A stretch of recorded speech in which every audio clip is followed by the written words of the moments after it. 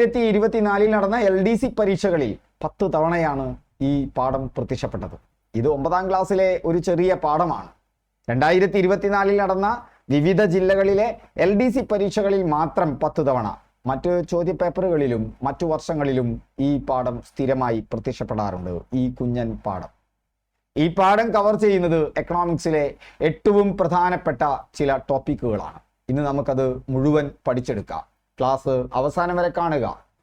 Hi friends, എൻ്റെ പേര് Raghunandanan MV. Windows 2 ഈ പുതിയ ക്ലാസ്സിലേക്ക് സ്വാഗതം. അപ്പോൾ ഈ ചാനൽ ആദ്യം കാണുന്നവർ ഈ ചാനൽ ഒന്ന് സബ്സ്ക്രൈബ് ചെയ്യുക. അതുപോലെ തന്നെ ബെല്ലൈക്കൺ ക്ലിക്ക് ചെയ്താൽ ഈ ക്ലാസ് അപ്ലോഡ് ചെയ്യുന്ന മുറയ്ക്ക് തന്നെ നിങ്ങൾക്ക് അത് ലഭിക്കും. അതുകൂടാതെ ഡിസ്ക്രിപ്ഷൻ ബോക്സിൽ ഞാൻ ടെലിഗ്രാം ചാനലിൻ്റെയും നമ്മുടെ ആപ്പിൻ്റെയും ലിങ്ക് തന്നിട്ടുണ്ട്. ഇത് രണ്ടും നിങ്ങൾ ജോയിൻ ചെയ്യുകയാണെങ്കിൽ ഒട്ടനവധി ഫ്രീ ആയിട്ടുള്ള റിസോഴ്സുകളാണ് നിങ്ങളെ അവിടെ കാത്തിരിക്കുന്നത്. അപ്പോൾ നമുക്ക് ക്ലാസ്സിലേക്ക് പ്രവേശിക്കാം. ആദ്യം നമുക്ക് ടോപ്പിക്കുകളിലൂടെ ഒന്ന് കടന്നു പോകാം. അതിനുശേഷം വിശദമായി പഠിക്കാം. അതിനുശേഷം ഇതിൽ നിന്ന് വന്ന പ്രീവിയസ് ഇയർ ക്വസ്റ്റ്യൻസിലൂടെ ഒന്ന് കടന്നു പോകാം. ഓക്കെ, അപ്പോൾ ഈ അധ്യായത്തിൻ്റെ പേര് മറക്കണ്ട. സമ്പൽ വ്യവസ്ഥകളും സാമ്പത്തിക നയങ്ങളും എന്ന് പറയുന്ന 9ാം ക്ലാസ്സിലെ ഒരു ചെറിയ പാഠമാണ്. ആരൊക്കെയാണ് ഇതിൽ കവർ ചെയ്യുന്നത് അത് നിങ്ങൾ കേട്ടിട്ടുണ്ടായിരിക്കും.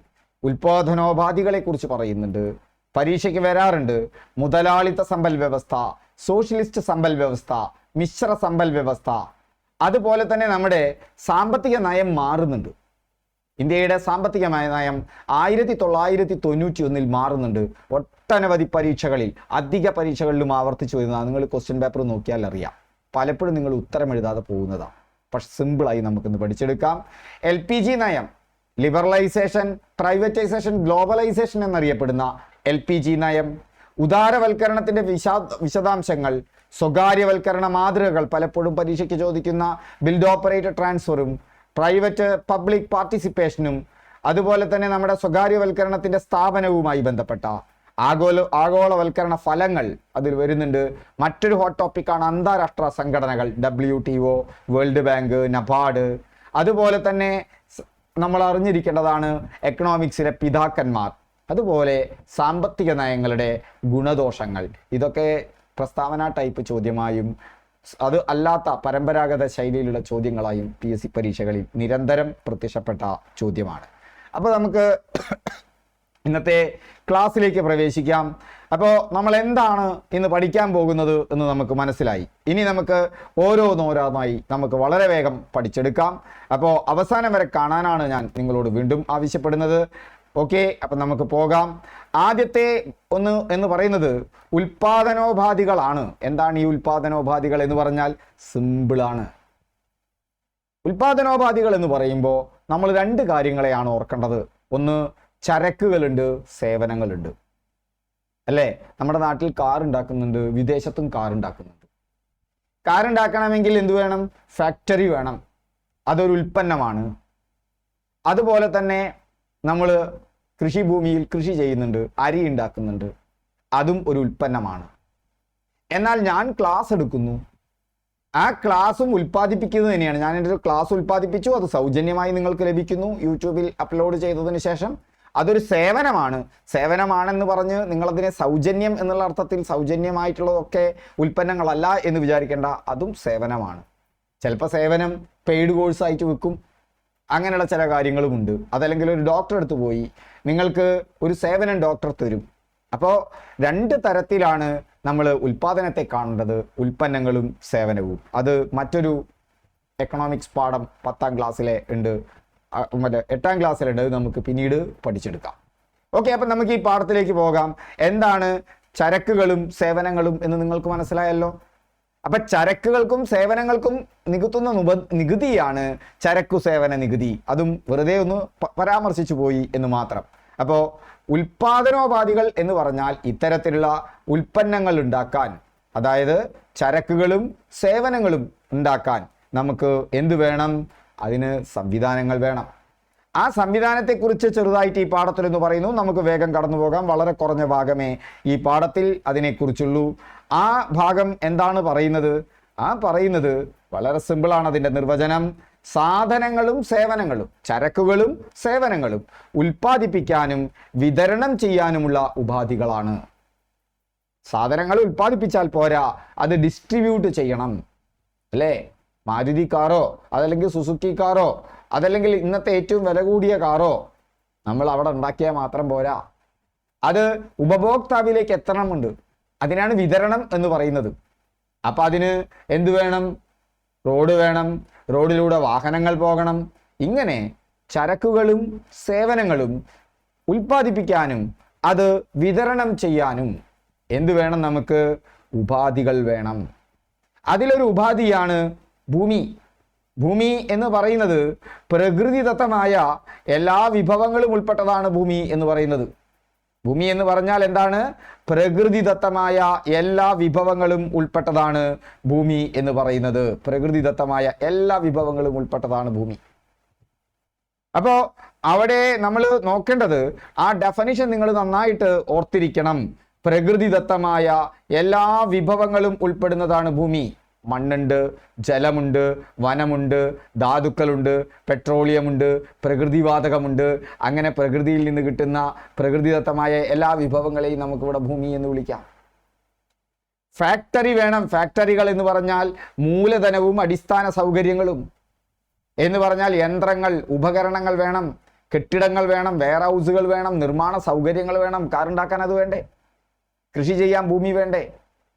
വണ്ടി ഓടിക്കാൻ പെട്രോൾ വേണ്ടേ? ഗതാഗതം എന്ന് പറഞ്ഞാൽ എന്താ? ചരക്ക് ഗതാഗത സംവിധാനങ്ങൾ വേണം. റോഡും റെയിൽവേയും വിമാനവും കപ്പലും ഡിജിറ്റൽ ഗതാഗതവും ഒക്കെ ഉണ്ട് അല്ലെ? ഡിജിറ്റൽ ഗതാഗതവും വരും ഗതാഗതത്തിൽ. ഇപ്പം എൻ്റെ ക്ലാസ് നിങ്ങളുടെ അടുത്തേക്ക് എത്തുന്നത് അങ്ങനെയാണ്. സാങ്കേതിക വിദ്യ വേണം. ഇപ്പം ഞാൻ ഈ സ്ലൈഡ് ഉണ്ടാക്കുന്നത് സാങ്കേതിക വിദ്യയിലൂടെയാണ്. പണ്ടാണെങ്കിൽ ഇത്തരം ഒരു സ്ലൈഡ് ഉണ്ടാക്കാൻ നമുക്ക് ഒരുപാട് നേരം പിടിക്കണം. ഇപ്പം നമുക്ക് ചില കോഡുകൾ ഉപയോഗിച്ചും കൊണ്ട് വളരെ പെട്ടെന്ന് തന്നെ ഇത്തരം എന്തുണ്ടാക്കാം? ഇൻ്ററാക്റ്റീവ് ആയിട്ടുള്ള സ്ലൈഡുകൾ, പ്രസൻറ്റേഷൻ ഉണ്ടാക്കാം. അപ്പം ഇതൊക്കെ ഉൽപാദനത്തിനുള്ള ഉപാധികളാണ്. സാങ്കേതിക വിദ്യ എല്ലാം, അതുപോലെ തന്നെ ഗതാഗതം, ഫാക്ടറി, ഭൂമി, ഇതൊക്കെ ഉൽപാദനോപാധികളാണ്. ഉൽപാദനോപാധികൾ എന്ന് പറഞ്ഞാൽ ചരക്കുകളും സേവനങ്ങളും ഉൽപ്പാദിപ്പിക്കാനും അത് വിതരണം നടത്താനുമുള്ള ഉപാധികൾ. സിമ്പിളല്ലേ? എത്ര സിമ്പിളാണ് ആ കാര്യം. അപ്പോ നമുക്ക് ആ ഉൽപാദനോപാധികളുടെ ഉടമസ്ഥതയുടെ അടിസ്ഥാനത്തിൽ ഈ ഉൽപാദനോപാധികൾ ആർക്കാണ്? അതിന്റെ ഉടമസ്ഥത ആർക്കാണ്? ഫാക്ടറിയുടെ ഉടമ ആരാണ്? ഈ ഇന്റർനെറ്റ് എനിക്ക് പ്രൊവൈഡ് ചെയ്യും, നിങ്ങൾക്കും പ്രൊവൈഡ് ചെയ്യുന്ന ആ ഇന്റർനെറ്റ് സേവനദാതാക്കൾ ആരാണ്? അതിന്റെ ഉടമ ആരാണ്? അല്ലേ? നമ്മുടെ അതുപോലെ ആ ഉൽപാദനോപാധികളുടെ ഉടമസ്ഥതയുടെ അടിസ്ഥാനത്തിൽ മൂന്നായി തരംതിരിച്ചിട്ടുണ്ട്. ആ ഉൽപാദനോപാധികളുടെ ഉടമസ്ഥത അതിൻ്റെ അടിസ്ഥാനത്തിൽ എത്രയായി തരംതിരിച്ചിട്ടുണ്ട്? മൂന്നായി തരംതിരിച്ചിട്ടുണ്ട്. അതിൽ സമ്പൽ വ്യവസ്ഥയെ മുതലാളിത്തം, സോഷ്യലിസം, എന്തൊക്കെയാണത്? ഒന്ന് മുതലാളിത്തമുണ്ട്, ഒന്ന് സോഷ്യലിസമുണ്ട്, മറ്റൊന്ന് എന്താണ്? മുതലാളിത്തമുണ്ട്, സോഷ്യലിസമുണ്ട്, മിശ്ര സമ്പൽ വ്യവസ്ഥയുമുണ്ട്. മുതലാളിത്തം, സോഷ്യലിസം, മിശ്ര സമ്പൽ വ്യവസ്ഥ എന്ന മൂന്നായി തിരിച്ചിട്ടുണ്ട് ഉൽപാദനോപാധികളുടെ ഉടമസ്ഥതയുടെ അടിസ്ഥാനത്തിൽ. എന്തിന്റെ അടിസ്ഥാനത്തിലാ? മറന്നു പോകരുത്. ഉൽപാദനോപാധികളുടെ ഉടമസ്ഥതയുടെ അടിസ്ഥാനത്തിൽ. മുതലാളിത്തം, സോഷ്യലിസം, മിശ്ര സമ്പൽ വ്യവസ്ഥ എന്നിങ്ങനെ മൂന്ന് വ്യവസ്ഥകളുണ്ട്. മുതലാളിത്തത്തിൽ ഉടമസ്ഥാവകാശം സ്വകാര്യ മേഖലയ്ക്കായിരിക്കും. സ്വകാര്യ വ്യക്തികൾക്കോ സ്ഥാപനങ്ങൾക്കോ ആയിരിക്കും ഉൽപാദനോപാധികൾ. ഓക്കെ, ഉൽപാദനോപാധികൾ ഇപ്പോ ഒരു ഉദാഹരണത്തിന് നോക്കുക. റിലയൻസ് ആരുടെയാ? അംബാനിയുടേതാണ്. സ്വകാര്യ എന്താണ്? ഉടമസ്ഥതയാണ്. എന്നാൽ സോഷ്യലിസത്തിൽ ഉൽപാദനോപാധികൾ എന്തായിരിക്കും? പൊതു ഉടമസ്ഥതയിലായിരിക്കും. സ്റ്റേറ്റിൻ്റെതായിരിക്കും ചിലപ്പോൾ, അല്ലെങ്കിൽ തൊഴിലാളി വർഗത്തിൻ്റെതായിരിക്കും. അല്ലേ? നമ്മൾ ഉദാഹരണങ്ങൾ കാണുന്നുണ്ട് അല്ലേ? നമ്മൾ ലോങ് മാർച്ചിൽ എന്താ നടന്നത്? ചൈനയിലെ ലോങ് മാർച്ച് ലോക ചരിത്രത്തിൽ നിങ്ങൾ പഠിച്ചു. ചൈനയിലെ ലോങ് മാർച്ചിൽ, മാവോ സോ തുങ്ങിന്റെ നേതൃത്വത്തിൽ നടന്ന ചൈനയിലെ ലോങ് മാർച്ചിൽ ഭൂമി പിടിച്ചെടുത്ത് കർഷകർക്ക് കൊടുത്തു, പൊതു ഉടമസ്ഥതയിലേക്ക് കൊടുത്തു. അതുപോലെ തന്നെ സ്വിറ്റ്സർലൻഡിൽ നിന്ന് വന്ന ലെനിൻ എന്താണ് ആവശ്യപ്പെട്ടത്? റഷ്യൻ വിപ്ലവത്തിൽ ആവശ്യപ്പെട്ടത് സോവിയറ്റുകൾക്ക് കൊടുക്കണം. സോവിയറ്റുകൾ എന്ന് പറഞ്ഞാൽ തൊഴിലാളികളുടെ സംഘം. ആ പാഠത്തിൽ പറയുന്നുണ്ട് ഭൂമിയുടെ ഉടമസ്ഥത. കാരണം ഭൂമി ഉൽപാദനോപാധിയാണ്. അപ്പോൾ ഉൽപാദനോപാധികൾ പൊതു ഉടമസ്ഥതയിലാകുമ്പോൾ അതിനെ പറയുന്ന പേരാണ് സോഷ്യലിസ്റ്റ് സമ്പൽ വ്യവസ്ഥ. അത് സ്വകാര്യ വ്യക്തികളുടെയോ സ്ഥാപനങ്ങളുടെയോ ഉടമസ്ഥതയിലാകുമ്പോഴാണ് അത് മുതലാളിത്ത സമ്പൽ വ്യവസ്ഥ. പക്ഷെ ഇന്ത്യയിൽ നിങ്ങൾക്ക് ഇത് രണ്ടും കാണാം. നിങ്ങൾക്ക് റിലയൻസിന്റെ അംബാനിയെ കാണാം, നമ്മുടെ ലുലു ഗ്രൂപ്പിന്റെ ഉടമസ്ഥതയുള്ള മലയാളിയെ കാണാം, യൂസഫ് അലിയെ കാണാം, അത് സ്വകാര്യ ഉടമസ്ഥതയിലാണ്. എന്നാൽ നിങ്ങൾക്ക് പൊതു ഉടമസ്ഥതയിലുള്ള സ്റ്റേറ്റ് ബാങ്ക് ഓഫ് ഇന്ത്യയെ കാണാം. അപ്പൊ ഇന്ത്യയിൽ സ്വകാര്യ ഉടമസ്ഥതയുമുണ്ട്, ഇന്ത്യയിൽ പൊതുവായ ഉടമസ്ഥതയുമുണ്ട്. ഇത് രണ്ടും ചേർന്നതിനെയാണ് മിശ്ര സമ്പൽ വ്യവസ്ഥ എന്ന് പറയുന്നത്. സമ്പൽ വ്യവസ്ഥ ക്ലിയർ ആയല്ലോ. ഇതിൽ നിന്ന് തന്നെയാണ് ചോദ്യങ്ങൾ വരിക. അതിൻ്റെ ഉടമസ്ഥത ആർക്കാണ് എന്നുള്ള ചോദ്യം വരും. ആ ചോദ്യത്തിന് നിങ്ങൾക്ക് ഉത്തരമായി പൊതുവാണെങ്കിൽ അത് സോഷ്യലിസ്റ്റ്, സ്വകാര്യമാണെങ്കിൽ മുതലാളിത്തം, രണ്ടും ചേർന്നതാണെങ്കിൽ മിശ്ര സമ്പൽ വ്യവസ്ഥ. ഇന്ത്യയുടെ സമ്പൽ വ്യവസ്ഥ മിശ്ര സമ്പൽ വ്യവസ്ഥയാണ് LDCക്ക് ചോദിച്ചിട്ടുള്ളത്. ഇതൊക്കെ തന്നെ ചോദിച്ചിട്ടുണ്ട്. ഇനി മുതലാളിത്തത്തിലെ ഉൽപാദനത്തിന്റെ ലക്ഷ്യം എന്തായിരിക്കും? മുതലാളിത്ത സമ്പൽ വ്യവസ്ഥയുടെ ലക്ഷ്യം എന്തായിരിക്കും? ലക്ഷ്യം ഈ പാഠത്തിൽ പറയുന്നുണ്ട്. എന്തായിരിക്കും ലക്ഷ്യം? ലാഭമായിരിക്കും ലക്ഷ്യം. മുതലാളിത്ത സമ്പൽ വ്യവസ്ഥയിൽ എന്തായിരിക്കും ലക്ഷ്യം? ലാഭമായിരിക്കും ലക്ഷ്യം. മുതലാളിത്ത സമ്പൽ വ്യവസ്ഥയിൽ ലക്ഷ്യം ലാഭമാണ്. ലക്ഷ്യം എന്താണ്? ലാഭമാണ്. മുതലാളിത്ത സമ്പൽ വ്യവസ്ഥയ്ക്ക് ഉദാഹരണമായ രാജ്യങ്ങളാണ് ആരൊക്കെ? USA, അതുപോലെ തന്നെ ബ്രിട്ടൻ, ഫ്രാൻസ്. ഇതൊക്കെ മുതലാളിത്ത സമ്പൽ വ്യവസ്ഥയ്ക്ക് ഉദാഹരണമാണ്. ചോദ്യം വരാറുണ്ട്. ഡീറ്റെയിൽഡ് ആയിട്ടുള്ള നോട്ട് നിങ്ങൾക്ക് ടെലിഗ്രാമിൽ വന്നാൽ കിട്ടും, ഇതിൻ്റെയൊക്കെ ഡീറ്റെയിൽഡ് നോട്ട്. ഓക്കെ. സോഷ്യലിസ്റ്റ് സമ്പൽ വ്യവസ്ഥയുടെ പ്രത്യേകത എന്താണ്? അത് ലാഭമല്ല അവിടുത്തെ ലക്ഷ്യം, അത് ജനക്ഷേമമാണ്. ഉദാഹരണം ഏതാണ്? മുൻ സോവിയറ്റ് യൂണിയൻ ആണ്. ഇപ്പൊ ചൈന കമ്മ്യൂണിസ്റ്റ് രാഷ്ട്രമാണ്, പക്ഷേ അവിടെ സോഷ്യലിസ്റ്റ് സമ്പൽ വ്യവസ്ഥയാണെന്ന് അവർ അവകാശപ്പെടുന്നുണ്ടെങ്കിലും അല്ല, അവിടെ എന്തുണ്ട്? സ്വകാര്യ മൂലധനവും സ്വകാര്യ വ്യക്തികൾക്ക് സ്ഥാപനവുമുണ്ട്. പക്ഷെ ചിലതൊക്കെ ഗവൺമെന്റ് ടേക്കപ്പ് ചെയ്യും. അതുകൊണ്ടാണ് ചൈന വളർന്നു വലുതാവുന്നത്. മുതലാളിത്ത സമ്പൽ വ്യവസ്ഥയ്ക്കും സോഷ്യലിസ്റ്റ് സമ്പൽ വ്യവസ്ഥയ്ക്കും അതിൻ്റെതായ കോട്ടങ്ങളുണ്ട്. അങ്ങനെയാണ് സോവിയറ്റ് യൂണിയൻ എന്നുള്ള രാഷ്ട്രം തകർന്നു പോകുന്നത്. അത് സോഷ്യലിസ്റ്റ് സമ്പൽ വ്യവസ്ഥയുടെ ചില പോരായ്മകൾ കൊണ്ടാണ്. എന്നാൽ ചൈന അത് പഠിച്ചതുകൊണ്ടാണ് ചൈനയ്ക്ക് നിലനിൽക്കാൻ പറ്റുന്നത്. മിശ്ര സമ്പൽ വ്യവസ്ഥ ഇന്ത്യ ഉദാഹരണമാണ്. ഇന്ത്യ എന്ത് ചെയ്യുന്നു? ഇന്ത്യ രണ്ടിനെയും ആശ്ലേഷിച്ചിട്ടുണ്ട് സ്വാതന്ത്ര്യാനന്തരം. അതിൻ്റെ ഗുണം പല സാമ്പത്തിക പ്രതിസന്ധിയിലും ഇന്ത്യക്ക് ലഭ്യമായിട്ടുമുണ്ട്. ഇനി മറ്റൊരു പ്രധാനപ്പെട്ട കാര്യമാണ്, ഇതിന്റെ പിതാക്കന്മാർ ആരാണെന്ന് ചോദിക്കും. ഇതിന്റെ പിതാക്കന്മാർ ആരാണ്? മുതലാളിത്ത സമ്പൽ വ്യവസ്ഥയുടെ പിതാവ് എന്ന് പറയുന്നത് ആരാണ്? ആഡം സ്മിത്ത് ആണ്. ആധുനിക സാമ്പത്തിക ശാസ്ത്രത്തിന്റെ പിതാവും ആഡം സ്മിത്ത് ആണ്. അദ്ദേഹത്തിന്റെ ഒരു ബുക്ക് കൂടി ഓർത്തിരിക്കണം, വെൽത്ത് ഓഫ് നേഷൻസ്. അദ്ദേഹത്തിന്റെ ഒരു ബുക്കുണ്ട്, ആ പ്രധാനപ്പെട്ട ഒരു പുസ്തകമാണ് വെൽത്ത് ഓഫ് നേഷൻസ്. ഇപ്പം മുതലാളിത്തത്തിന്റെ പിതാവാണ്, ആധുനിക സാമ്പത്തിക ശാസ്ത്രത്തിന്റെ പിതാവാണ്.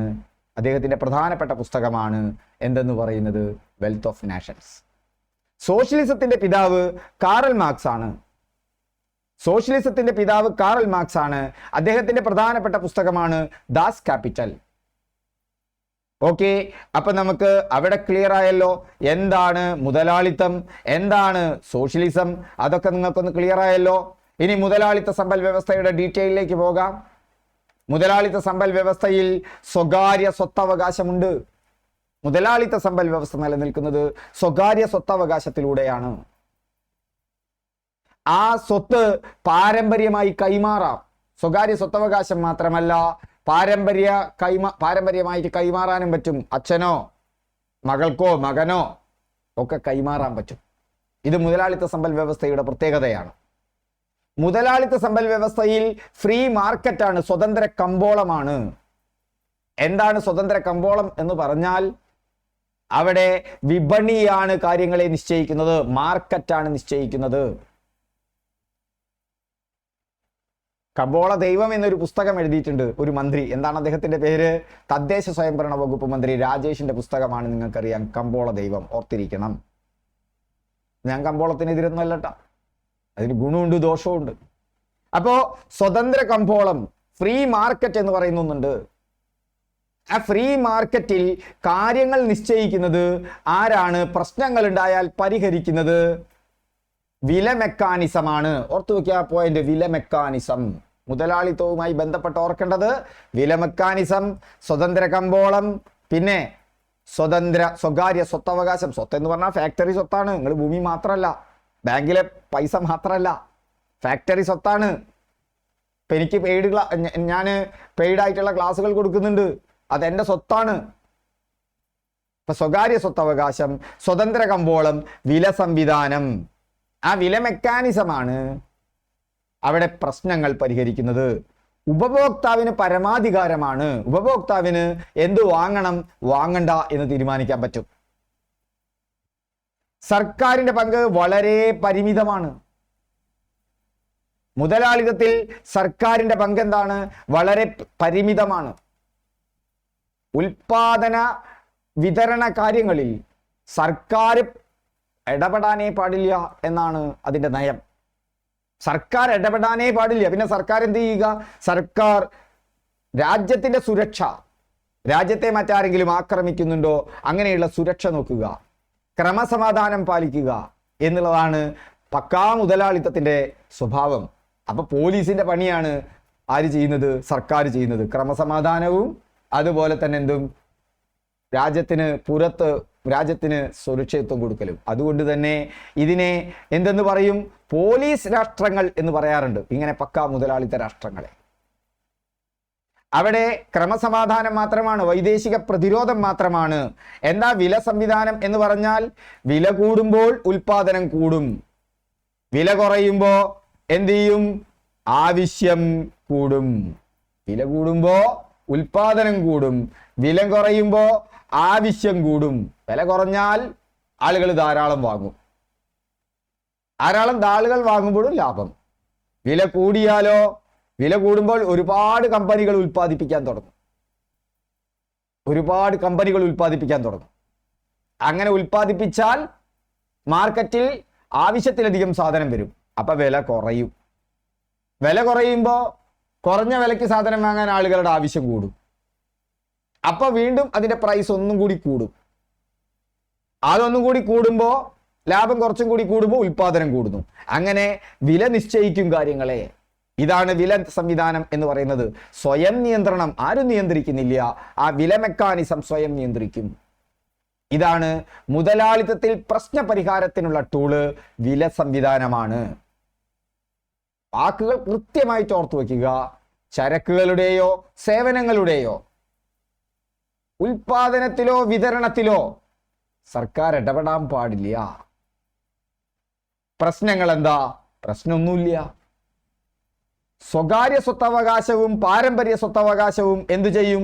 സ്വകാര്യ സ്വത്തവകാശവും പാരമ്പര്യ സ്വത്തവകാശവും ചില ആളുകളുടെ കയ്യിൽ മാത്രം സമ്പത്ത് കുമിഞ്ഞുകൂടുന്നതിന് കാരണമാകും. ഇന്ത്യയിലെ 10% ആളുകളുടെ കയ്യിലാണ് ഇന്ത്യയിലെ 90% സമ്പത്തും. സമ്പത്ത് കുമിഞ്ഞുകൂടും. സാമ്പത്തിക അസമത്വം, വിഭവ വിതരണത്തിലെ നീതിയില്ലായ്മ, ഇത് നടക്കും. സമ്പത്ത് കുമിഞ്ഞുകൂടുന്നു. അതുപോലെ തന്നെ വളരെ പ്രധാനപ്പെട്ടതാണ് എങ്ങനെയാണ് ദരിദ്ര വിഭാഗം അവഗണിക്കപ്പെടും. ഇത് മുതലാളിത്ത സമ്പൽ വ്യവസ്ഥയുടെ പ്രത്യേകതകളാണ്. എന്നാൽ എന്താണ് സോഷ്യലിസ്റ്റ് സമ്പൽ വ്യവസ്ഥ? സോഷ്യലിസ്റ്റ് സമ്പൽ വ്യവസ്ഥ എന്ന് പറയുമ്പോൾ അതിന്റെ മുഖ്യ ലക്ഷ്യം, മുതലാളിത്ത സമ്പൽ വ്യവസ്ഥയുടെ മുഖ്യ ലക്ഷ്യം ലാഭമാകുമ്പോൾ സോഷ്യലിസ്റ്റ് സമ്പൽ വ്യവസ്ഥയുടെ മുഖ്യ ലക്ഷ്യം ജനക്ഷേമമാണ്. സാമ്പത്തിക സമത്വമുണ്ട് അവിടെ. മുതലാളിത്ത സമ്പൽ വ്യവസ്ഥയിൽ വിപണിയാണ് എന്തുൽപാദിപ്പിക്കണം, എത്ര ഉൽപ്പാദിപ്പിക്കണം, എങ്ങനെ ഉൽപ്പാദിപ്പിക്കണം. നോട്ട് നോക്കി നന്നായി പഠിക്കണം. അത് വളരെ പ്രധാനപ്പെട്ട വാക്കാ. എന്തുൽപ്പാദിപ്പിക്കണം, എത്ര ഉൽപ്പാദിപ്പിക്കണം, എങ്ങനെ ഉൽപ്പാദിപ്പിക്കണം എന്നൊക്കെ നിശ്ചയിക്കുന്നത് അവിടെ വിപണിയാണ്. എന്നാൽ ഇവിടെ സോഷ്യലിസ്റ്റ് സമ്പൽ വ്യവസ്ഥയിൽ അത് ജനങ്ങൾക്ക് ആവശ്യമായത്ര മാത്രമാണ് ഉൽപ്പാദിപ്പിക്കുക. അവിടെ കൺട്രോൾ ഉണ്ട്. സാമ്പത്തിക സമത്വം അതുകൊണ്ട് തന്നെ ഉണ്ടാകും. എല്ലാവർക്കും തുല്യ അവസരം ഉണ്ടാകും. മുതലാളിത്ത സമ്പൽ വ്യവസ്ഥയിൽ വില മെക്കാനിസം, ആ വാക്കോർത്തിരിക്കണേ, ഞാൻ വെറുതെ പറയല്ല, അതെന്നെ ചോദിക്കുക. പ്രശ്നം പരിഹരിക്കാനുള്ള ടൂള് വില മെക്കാനിസം ആകുമ്പോ സോഷ്യലിസ്റ്റ് സമ്പൽ വ്യവസ്ഥയിൽ അത് കേന്ദ്രീകൃത ആസൂത്രണമാണ്. സ്വാതന്ത്ര്യാനന്തര ഇന്ത്യ സ്വീകരിച്ചത് മിശ്ര സമ്പൽ വ്യവസ്ഥയാണ്. എന്ന് പറഞ്ഞാൽ സ്വകാര്യ ഉടമസ്ഥതയും പൊതു ഉടമസ്ഥതയും ഒരുപോലെ സ്വീകരിച്ചു. പക്ഷെ നമ്മൾ സ്വീകരിച്ച നയം ആസൂത്രണമാണ്. പഞ്ചവത്സര പദ്ധതികളും ഒക്കെ നമ്മൾ സ്വീകരിച്ചു. നമ്മൾ കടമെടുത്തത് എവിടുന്ന? ആ ആശയം കടമെടുത്തത് സോവിയറ്റ് റഷ്യയിൽ നിന്നാണ്. യുണൈറ്റഡ് സോഷ്യലിസ്റ്റ് സോവിയറ്റ് റിപ്പബ്ലിക്, അത് അന്ന് സോഷ്യലിസ്റ്റ് രാഷ്ട്രമാണ്. ഇന്ന് ആ രാജ്യമില്ല. ഇന്ന് റഷ്യയാണ് അതിന് പകരമുള്ളത്. അപ്പൊ നമ്മൾ അവിടെ നിന്നാണ്, കേന്ദ്രീകൃത ആസൂത്രണത്തിൽ നിന്നാണ് ആസൂത്രണം നമ്മുടെ പഞ്ചവത്സര പദ്ധതികളും എടുക്കുന്നത്. വിപണിയാണ് നിശ്ചയിക്കുന്നത്, സംരംഭകരാണ് നിശ്ചയിക്കുന്നത്. മുതലാളിത്ത സമ്പൽ വ്യവസ്ഥയിൽ എന്തുൽപാദിപ്പിക്കണം, എങ്ങനെ ഉൽപ്പാദിപ്പിക്കണം, ആർക്കു വേണ്ടി ഉൽപ്പാദിപ്പിക്കണം എന്ന് പറയുമ്പോൾ ഇവിടെ കേന്ദ്രീകൃത ആസൂത്രണമാണ് സോഷ്യലിസ്റ്റ് സമ്പൽ വ്യവസ്ഥയിൽ അത് തീരുമാനിക്കുന്നത്. പരിമിതികൾ എന്താ? ഇത്രയും ഉൽപാദനോപാധികൾക്ക് വേണ്ടി മുതൽ മുടക്കാനുള്ള സംവിധാനം സർക്കാരിന്റെ കയ്യിൽ ഉണ്ടാവില്ല. അതൊരു പരിമിതിയാണ്. അങ്ങനെയാണ് സോവിയറ്റ് യൂണിയൻ നഷ്ടപ്പെട്ടു പോകുന്നത്. കാരണം ലാഭത്തിന് വേണ്ടി ആരും നിൽക്കുന്നില്ല. അപ്പൊ അതിനാവശ്യമായിട്ടുള്ള സമ്പത്ത് കുവിഞ്ഞു കൂടില്ല. അപ്പൊ അത്തരം കാര്യങ്ങളിൽ മുതൽ മുടക്ക് കുറവായിരിക്കും, പ്രചോദനം കുറവായിരിക്കും. സാമ്പത്തിക പ്രവർത്തനങ്ങളിൽ ഏർപ്പെടാനുള്ള പ്രചോദനം കുറവായിരിക്കും. ലാഭമില്ലല്ലോ. ഉപഭോക്തൃ സ്വാതന്ത്ര്യം പരിമിതമായിരിക്കും. ഉപഭോക്താവിനുള്ള സ്വാതന്ത്ര്യം പരിമിതമായിരിക്കും. സ്വതന്ത്ര വിപണിയിൽ എന്താണ്? നല്ല സർവീസുകൾക്ക് നല്ല വില കൊടുക്കണം. മാത്രമല്ല അതിശക്തമായ മത്സരം മുതലാളിത്തത്തിന്റെ ലക്ഷണമാണ്. അതിശക്തമായ മത്സരം. അതുകൊണ്ട് ഇന്നവേഷൻ ഉണ്ടാവും, പുതിയ പ്രൊഡക്റ്റുകൾ ഉണ്ടായിരിക്കും.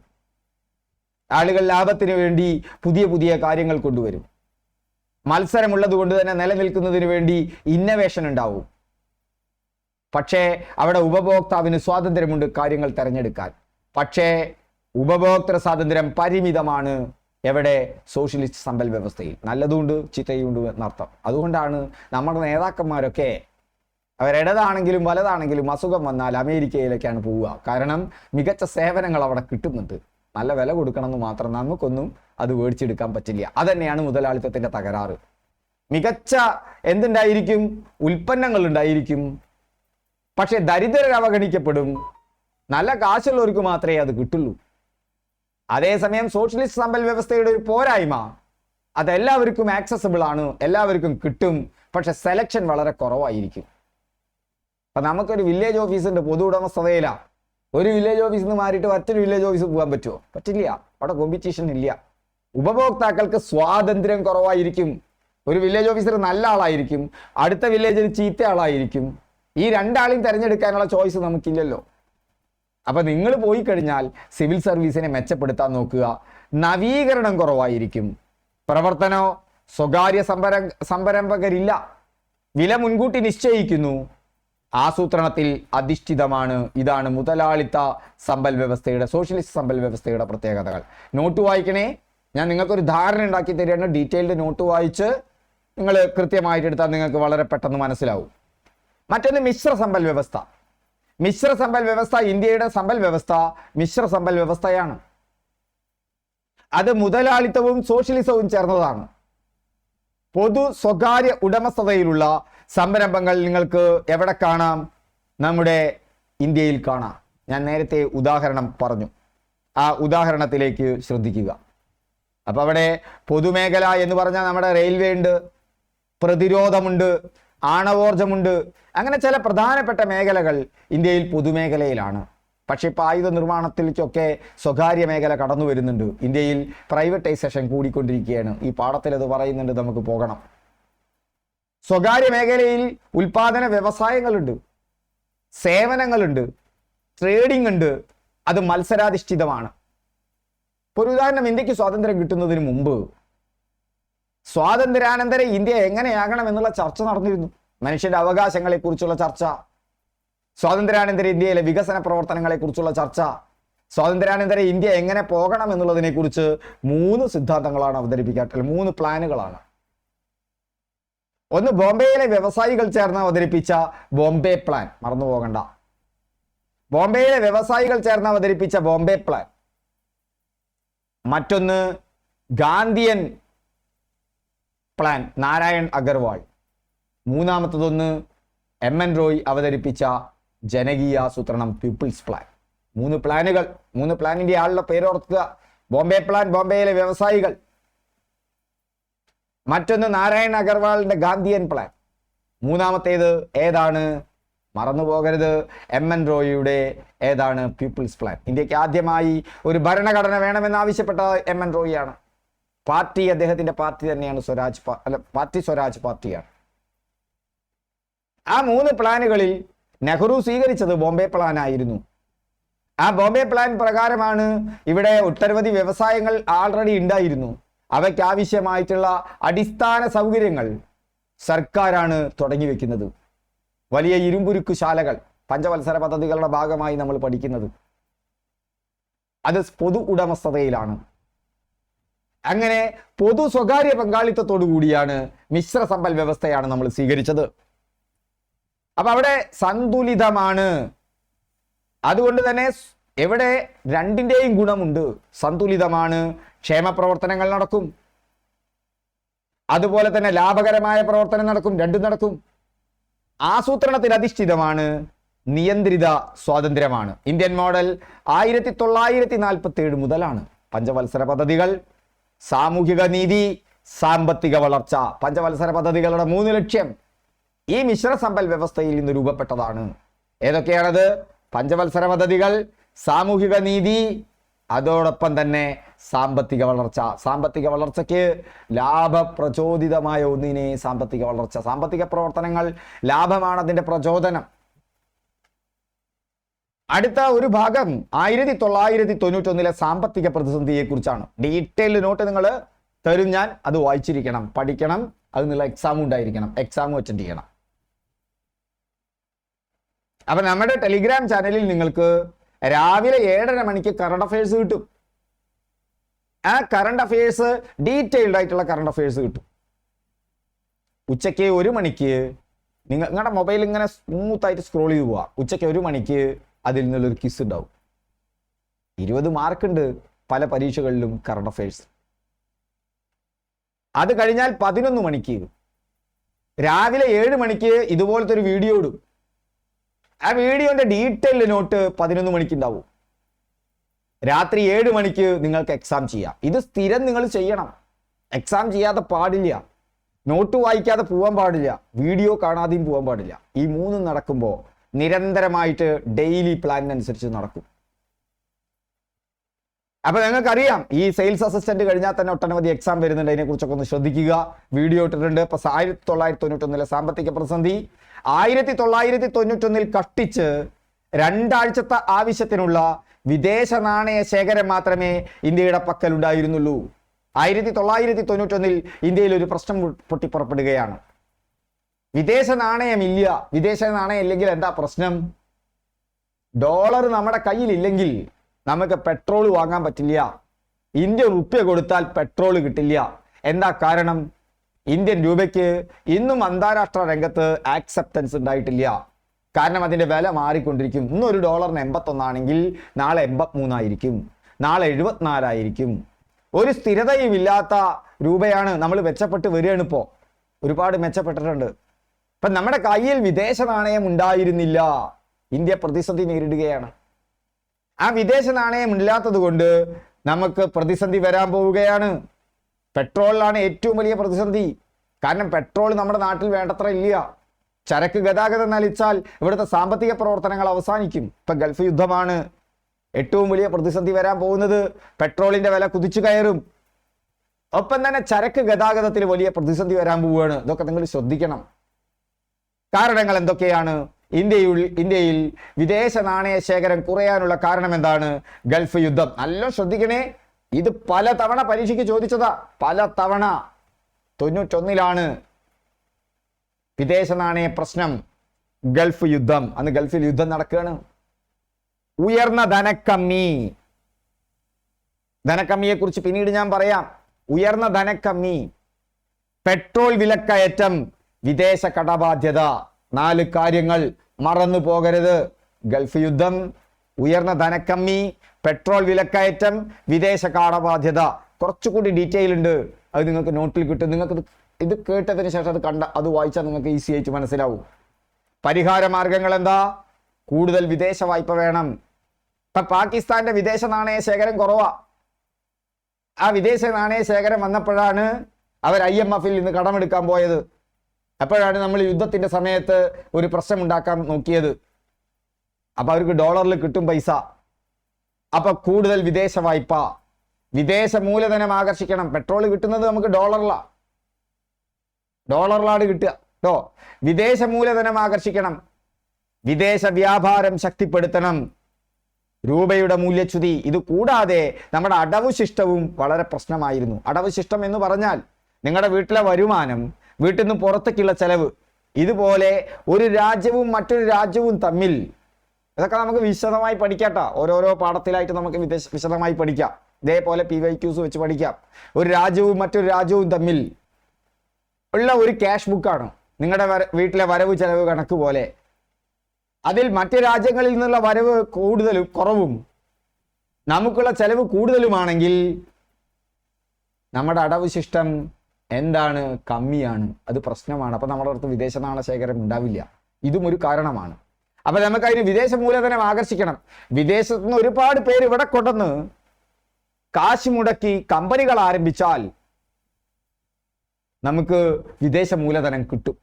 അപ്പൊ വിദേശ മൂലധനം വേണം, വിദേശ വ്യാപാരം ശക്തിപ്പെടണം. അടഞ്ഞ സമ്പൽ വ്യവസ്ഥയും തുറന്ന സമ്പൽ വ്യവസ്ഥയും നിങ്ങൾ പഠിച്ചിരിക്കണം. നമ്മുടെ സമ്പൽ വ്യവസ്ഥ കുറേയൊക്കെ അടഞ്ഞ സമ്പൽ വ്യവസ്ഥയായിരുന്നു ആ കാലഘട്ടത്തിൽ. അതായത് മറ്റ് രാജ്യങ്ങളുമായിട്ട് വലിയ ഇടപാടുകൾക്ക് വലിയ നിയമങ്ങളും നിയന്ത്രണങ്ങളുമുള്ള രാജ്യമായിരുന്നു. രൂപയുടെ മൂല്യച്യുതി, രൂപയുടെ ഡിവാലുവേഷൻ, രൂപയുടെ വില മറ്റ് ഡോളറിനെ അപേക്ഷിച്ച് കുറഞ്ഞു വരികയാണ്. ഇപ്പൊ 4 കാരണങ്ങൾ. അതിന് രൂപയുടെ മൂല്യച്യുതി. രൂപയ്ക്ക് വില നിശ്ചയിച്ചിരുന്നത് അന്ന് കേന്ദ്ര ബാങ്കാണ്. ആ വില രൂപയ്ക്ക് ഉണ്ടായിരുന്നില്ല യഥാർത്ഥത്തിൽ. പുറത്ത് രൂപയ്ക്ക് ഇല്ലാത്ത വില കേന്ദ്ര ബാങ്ക് അന്ന് നിശ്ചയിച്ചു. യഥാർത്ഥത്തിൽ ഒരു ഉദാഹരണത്തിന് ഇപ്പൊ പറയുകയാണെങ്കിൽ, ഇന്ന് 100 രൂപയ്ക്ക് ഇന്ത്യയിൽ കിട്ടുന്ന സാധനം പണപ്പെരുപ്പം കാരണം നാളെ 150 രൂപയ്ക്കേ കിട്ടുള്ളൂ. ഞാൻ ഉദാഹരണം പറയുകയാണ്. പണപ്പെരുപ്പം 50% ഇല്ല, നിങ്ങൾക്ക് മനസ്സിലാക്കാൻ വേണ്ടിയിട്ട്. പക്ഷെ അമേരിക്കയിൽ $1 കിട്ടുന്ന സാധനം 1.1 അടുത്ത വർഷം കിട്ടുമെന്ന് വിചാരിക്കുക. മനസ്സിലാക്കണം, ഇന്ത്യയിൽ ഇവിടെ പണപ്പെരുപ്പം 50%. അപ്പൊ അമേരിക്കയിൽ പണപ്പെരുപ്പം 10%. അപ്പൊ അമേരിക്കൻ ഡോളറിനെ അപേക്ഷിച്ച് ഇന്ത്യൻ രൂപയുടെ വില കുറഞ്ഞിട്ടുണ്ടായിരിക്കും. പക്ഷെ വിപണിയല്ല അന്ന് ഇന്ത്യയിൽ രൂപയുടെ വില നിശ്ചയിച്ചിരുന്നത് സർക്കാരാണ്. കാരണം മിശ്ര സമ്പൽ വ്യവസ്ഥയിൽ രണ്ടും കൂടി കലർന്നതായിരുന്നു നമ്മുടേത്. വിപണിയല്ല നിശ്ചയിക്കുന്നത് എന്നുള്ളത് കൊണ്ട് തന്നെ സർക്കാരിന്റെ ഈ നിലപാടുള്ളത് കൊണ്ട് രൂപയുടെ മൂല്യച്യുതി കാരണം, രൂപയ്ക്ക് അനാവശ്യമായിട്ട് ഇല്ലാത്ത വില നമ്മുടെ കേന്ദ്ര ബാങ്ക് നിശ്ചയിച്ചത് കാരണം, അന്നത്തെ സിസ്റ്റം അങ്ങനെയാണ്, വിദേശ വ്യാപാരത്തിലൊക്കെ ഒരുപാട് പ്രശ്നമുണ്ടായിരുന്നു. ഇതെല്ലാം ചേർന്നതായി മാറ്റാൻ വേണ്ടി പരിഹാര മാർഗങ്ങൾ കൂടുതൽ വിദേശ വായ്പ, വിദേശ മൂലധനം ആകർഷിക്കൽ, വിദേശ വ്യാപാരം ശക്തിപ്പെടുത്തൽ, രൂപയുടെ മൂല്യച്യുതി. അന്നത്തെ 1991 ഇതിന് നേതൃത്വം കൊടുത്തത് ആരാണെന്ന് ചോദിക്കും. ആ നേതൃത്വം എന്ന് പറയുന്നത് ഒന്ന് PV നരസിംഹറാവുവും അന്നത്തെ ധനകാര്യമന്ത്രി മൻമോഹൻ സിംഗുമായിരുന്നു. പുത്തൻ സാമ്പത്തിക നയം എന്നാണ് അതിനെ അറിയപ്പെടുന്നത്. ആ പുത്തൻ സാമ്പത്തിക നയത്തിൽ എന്താണ്? ആ പുത്തൻ സാമ്പത്തിക നയത്തിൽ വന്നതാണ് സാമ്പത്തിക ഉദാരവൽക്കരണം. ആഗോള സമ്പൽ വ്യവസ്ഥയിലേക്ക് നമ്മൾ കാലുവെക്കുകയാണ്. ഇപ്പൊ പുത്തൻ സാമ്പത്തിക നയം എന്താണെന്ന് മനസ്സിലായല്ലോ. ആ പുത്തൻ സാമ്പത്തിക നയത്തിന് 3 ഘടകങ്ങളാണ്: LPG, liberalization, privatization and globalization. ലിബറലൈസേഷനും പ്രൈവറ്റൈസേഷനും ഗ്ലോബലൈസേഷനും. L എന്ന് പറഞ്ഞാൽ ലിബറലൈസേഷൻ, ഉദാരവൽക്കരണം, സർക്കാർ നിയന്ത്രണം കുറയ്ക്കൽ, സർക്കാരിന്റെ നിയന്ത്രണം എല്ലായിടത്തും കുറയ്ക്കൽ, വിപണിയിൽ നിന്ന് വിപണിയുടെ മുകളിലുള്ള സർക്കാരിന്റെ നിയന്ത്രണം കുറയ്ക്കൽ. എന്താ പറയണത്? ലെസേഫിയർ സിദ്ധാന്തമുണ്ട്. ആരുടെ? ആഡം സ്മിത്തിന്റെ. ഓർത്തു വെക്കുക, ലെസേഫിയർ സിദ്ധാന്തം. ആ ലെസേഫിയർ സിദ്ധാന്തം എന്താണ് പറയുന്നത്? സർക്കാർ ഉൽപാദന വിതരണ വ്യവസ്ഥകളിൽ നിന്ന് മാറി നിൽക്കണം. ക്രമസമാധാനവും വിദേശ രാജ്യങ്ങളിൽ നിന്നുള്ള ആക്രമണത്തിൽ നിന്ന് സുരക്ഷയും കൊടുക്കുന്ന ചുമതലയാണ് സർക്കാരിന് വേണ്ടത്. പക്ഷെ നമ്മുടെ സർക്കാർ അതിൻ്റെ പണനയമുണ്ട്. പണനയം കൊണ്ടുവരുന്നത് അതിൻ്റെ നിയന്ത്രണത്തിലുള്ള കേന്ദ്ര ബാങ്ക് തന്നെയാണ്. ധനനയം, ഫിസിക്കൽ പോളിസി കൊണ്ടുവരുന്നത് നമ്മുടെ സർക്കാരാണ്. അവിടെയൊക്കെ വിപണിയിൽ ഇടപെടുകയാണത്. അപ്പൊ അവിടെ വില മെക്കാനിസം അല്ല വിപണിയെ നിയന്ത്രിക്കുന്നത്. മുതലാളിത്തത്തിന് അതാണ് ആവശ്യം. അവർ പറഞ്ഞു ഉദാരവൽക്കരണം നടത്തണം, സർക്കാർ നിയന്ത്രണം കുറയ്ക്കണം, പ്രൈവറ്റൈസേഷൻ. വിപണിക്ക് വില നിശ്ചയിക്കാനുള്ള പ്രശ്നങ്ങൾ പരിഹരിക്കാൻ ആരാണ്? പ്രശ്നങ്ങൾ പരിഹരിക്കുന്നത് മുതലാളിത്ത സമീപന പ്രകാരം ആരാണ്? വില മെക്കാനിസമാണ്. എന്നാൽ സോഷ്യലിസ്റ്റ് സങ്കല്പ പ്രകാരം, വ്യവസ്ഥ പ്രകാരം പ്രശ്നങ്ങൾ പരിഹരിക്കുന്നത് ആരാണ്? ആസൂത്രണമാണ്. ആസൂത്രണത്തിന് പകരം നിങ്ങൾ എന്ത് കുറയ്ക്കണം? സർക്കാർ നിയന്ത്രണം കുറയ്ക്കണം. മാത്രമല്ല പ്രൈവറ്റൈസേഷൻ. സർക്കാർ ഉൽപാദനത്തിലോ വിതരണത്തിലോ ഇടപെടാൻ പാടില്ല. പൊതുമേഖലാ സ്ഥാപനങ്ങൾ സ്വകാര്യ മേഖലയ്ക്ക് കൈമാറണം. ഗ്ലോബലൈസേഷൻ. നമ്മുടേത് പല കാരണങ്ങളാൽ അടഞ്ഞ വിപണിയായിരുന്നു. മറ്റ് രാജ്യങ്ങൾക്ക് ഇവിടേക്ക് ഇമ്പോർട്ട് ചെയ്യാൻ പറ്റില്ല. ഒട്ടനവധി ടാക്സുകൾ ഉണ്ടായിരുന്നു. അത് മാറ്റണം. വിപണിയെ സർക്കാർ നിയന്ത്രിക്കരുത്. തുറന്ന വിപണിയാകണം. അതുകൊണ്ട് ലോകവുമായി സംയോജനം വേണം. ഇങ്ങനെ ലിബറലൈസേഷൻ, പ്രൈവറ്റൈസേഷൻ, ഗ്ലോബലൈസേഷൻ. 1985 ഇന്ത്യ ആദ്യ ഉദാരവൽക്കരണം നടത്തുന്നത്. 1991 സമഗ്ര പരിഷ്കാരം. ഇന്ന് വരെ തുടർന്നുകൊണ്ടിരിക്കുന്നു. ഇന്ത്യ മാത്രമല്ല, ചൈനയും ഇന്ത്യക്ക് മുമ്പേ തന്നെ സാമ്പത്തിക ഉദാരവൽക്കരണം കൊണ്ടുവന്ന ആളുകളാണ്. ലക്ഷ്യങ്ങൾ എന്തെല്ലാമാണ്? സാമ്പത്തിക വളർച്ച, അന്താരാഷ്ട്ര മത്സരക്ഷമത, അന്താരാഷ്ട്ര തലത്തിൽ മത്സരിക്കാനുള്ള സാഹചര്യം, തൊഴിലവസരങ്ങൾ, സാങ്കേതിക പുരോഗതി. എന്തായിരുന്നു ഇതിന്റെ ലക്ഷ്യങ്ങൾ? സാമ്പത്തിക വളർച്ച, അന്താരാഷ്ട്ര മത്സരക്ഷമത, തൊഴിലവസരങ്ങൾ, സാങ്കേതിക പുരോഗതി. ഇപ്പൊ കാണിച്ച എല്ലാ പോയിന്റിൽ നിന്നും ചോദ്യം വന്നിട്ടുണ്ട് കേട്ടോ. നേതൃത്വം PV നരസിംഹറാവു, അന്നത്തെ ധനകാര്യമന്ത്രി മൻമോഹൻ സിംഗ്. വിദേശ നാണയ പ്രതിസന്ധി നമ്മൾ പരിഹരിക്കുന്നു. വിദേശ നാണയ പ്രതിസന്ധി പരിഹരിക്കുന്നു. അപ്പൊ പഴയ നയത്തിൽ നിന്ന് പുതിയ നയത്തിലേക്ക്, സാമ്പത്തിക ഉദാരവൽക്കരണം, ആഗോള സമ്പൽ വ്യവസ്ഥയിലേക്ക് പുത്തൻ സാമ്പത്തിക നയം, LPG, ലിബറലൈസേഷൻ, പ്രൈവറ്റൈസേഷൻ, ഗ്ലോബലൈസേഷൻ. ഉദാരവൽക്കരണം എന്ന് പറഞ്ഞാൽ സർക്കാർ നിയന്ത്രണങ്ങൾ കുറയ്ക്കുന്ന നയമാണ്. വ്യവസായ മേഖലയിൽ ലൈസൻസ് രാജ് എന്ന് പറയുന്ന ഒരു കാര്യമുണ്ടായിരുന്നു. ഒരു വ്യവസായം തുടങ്ങണമെങ്കിൽ ഒട്ടനവധി എന്ത് കിട്ടണം? ലൈസൻസ് കിട്ടണം. അതിനെ ലൈസൻസ് രാജ് എന്നാണ് പറഞ്ഞത്. അതൊഴിവാക്കൽ. സ്വതന്ത്ര പ്രവേശനം. വിദേശ കമ്പനികൾക്കൊക്കെ യഥേഷ്ടം ഇവിടെ വന്ന് കാര്യങ്ങൾ നടത്താൻ പറ്റണം. വില നിയന്ത്രണം കുറയ്ക്കൽ. ഇത് സോഷ്യലിസത്തിൽ നിന്ന് വരുന്നതാണ്. നമ്മൾ ഒരു മിശ്ര സമ്പൽ വ്യവസ്ഥയായതുകൊണ്ട് വില നിയന്ത്രണം നമ്മൾ നടത്തിയിരുന്നു. അത് കുറയ്ക്കണം. ധനകാര്യ മേഖലയിൽ പൊതുമേഖലാ ബാങ്കുകളാണ് ഉണ്ടായിരുന്നത്. നമുക്കറിയാം, ഇന്ദിരാഗാന്ധി ബാങ്കുകളെ ദേശസാൽക്കരിച്ചിട്ടുണ്ട്.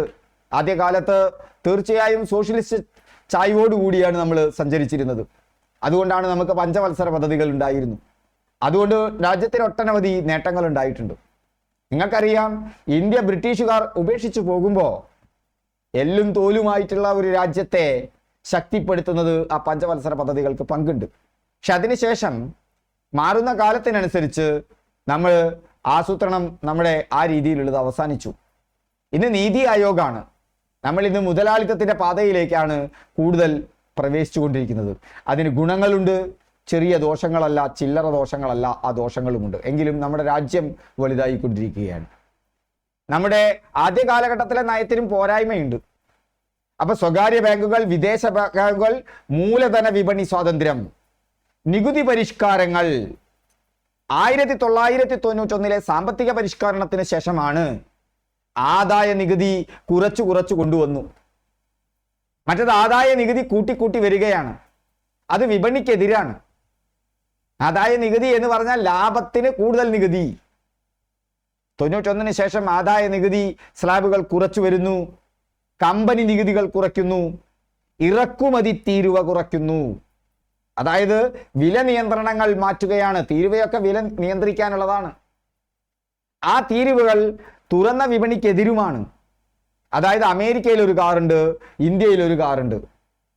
ഇന്ത്യയിലെ കാറിന് 100 രൂപയും ഇന്ത്യയിലൊരു ടാക്സ് 105.